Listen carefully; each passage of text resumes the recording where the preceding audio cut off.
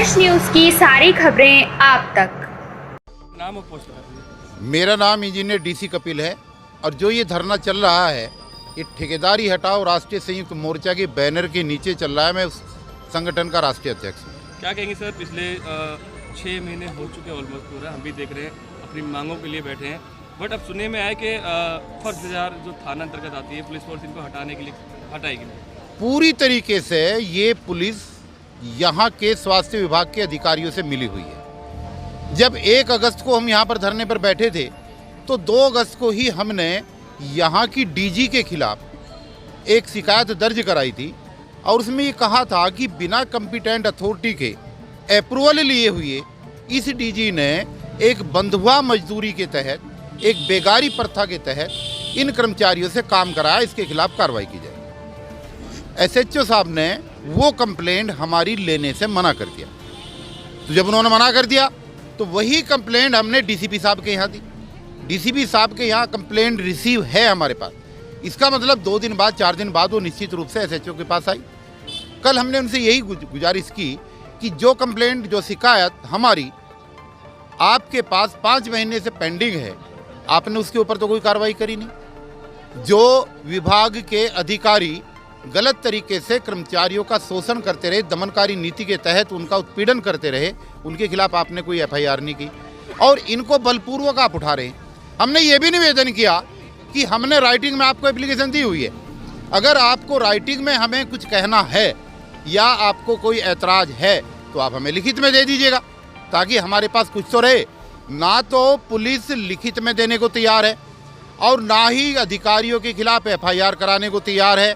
इसका मतलब सीधा सा ये है कि स्वास्थ्य विभाग के सीनियर अधिकारियों के साथ पुलिस की मिलीभगत है, जिसकी वजह से ये सारी कार्रवाई हुई नहीं।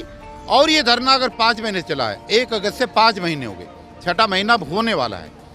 5 महीने से अगर ये इतना लंबा समय हुआ, इसके पीछे का महज कारण यही है कि पुलिस निष्क्रिय रही है और पुलिस ने ईमानदारी के साथ गलती करने वालों के खिलाफ कोई कार्रवाई, प्रशासनिक कार्रवाई और कानूनी कार्रवाई नहीं की है।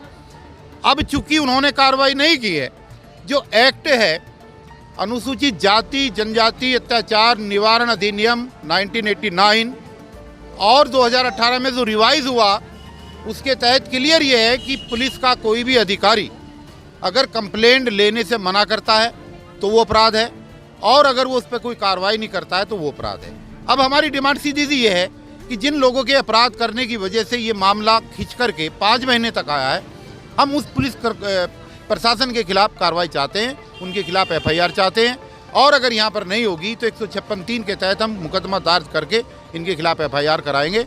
और यहाँ के कर्मचारियों का जहाँ तक मामला है ये बिल्कुल असंवैधानिक है। 240 दिन कंप्लीट होने के बाद में सुप्रीम कोर्ट का ऑर्डर है, पक्के हो जाने चाहिए। इनको 15-15 साल हो गए और ये कॉन्ट्रेक्चुअल एम्प्लॉय नहीं है, ये बताना जरूरी है। ये कर्मचारी डेली वेजर हैं, ये सरकारी रोल के कर्मचारी हैं। अब सरकारी रोल के कर्मचारी हैं, सरकार इनको तनख्वाह दे रही है, 240 दिन पूरे हो गए हैं, तो सरकार को फिर पक्का करने में क्या दिक्कत है। ये आंदोलन हमारा दिल्ली सरकार के खिलाफ था, जिस केजरीवाल जी ने अपने सभी घोषणा पत्रों के अंदर जो चुनावी घोषणा पत्र थे 2013, 2015, 2020, उसमें स्पष्ट लिखा हुआ था कि मेरी सरकार पूर्ण बहुमत के साथ आएगी तो मैं सारे कच्चे कर्मचारियों को, डेली वेजर को पक्का करूंगा।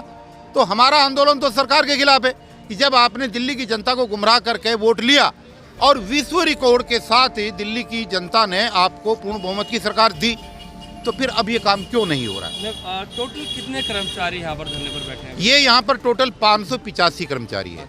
ये और दिल्ली या नहीं, अलग अलग दिल्ली की डिस्पेंसरियों में काम करने वाले लोग हैं। जितनी भी पूरी दिल्ली के अंदर डिस्पेंसरी है दिल्ली सरकार की, उसके अंदर ये काम करते हैं। ये जो यहाँ पर आपके सामने बैठे हैं, ये बहनें, महिलाएं, ये सब जो है कोई नजफगढ़ की डिस्पेंसरी में है, कोई कापासेड़ा की डिस्पेंसरी में, पूरी दिल्ली की डिस्पेंसरी में है। और ये स्वीपर कम चौकीदार और नर्सिंग अर्दली के पद पे काम कर रहे हैं। सबसे बड़ा दुर्भाग्य यह है कि कोरोना के काल में जब कुछ भी चालू नहीं था, ट्रांसपोर्ट का कोई साधन नहीं था, तो घर से पैदल आ करके इन्होंने दिल्ली के लोगों की कोरोना से जान बचाई।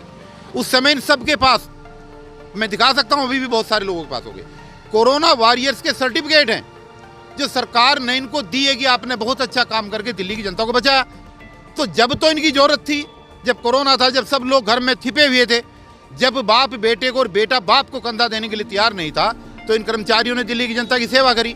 और अब आज इनके साथ ये अन्याय हो रहा है, तो उस अन्याय के साथ ये हमारे संगठन के विधिवत प्राथमिक सदस्यता ग्रहण किए हुए लोग हैं और ठेकेदारी हटाओ राष्ट्रीय संयुक्त मोर्चा के बैनर के नीचे हम सारे पदाधिकारी इनकी लड़ाई लड़ रहे हैं और आखिरी दम तक लड़ेंगे, कानूनी तौर से लड़ेंगे।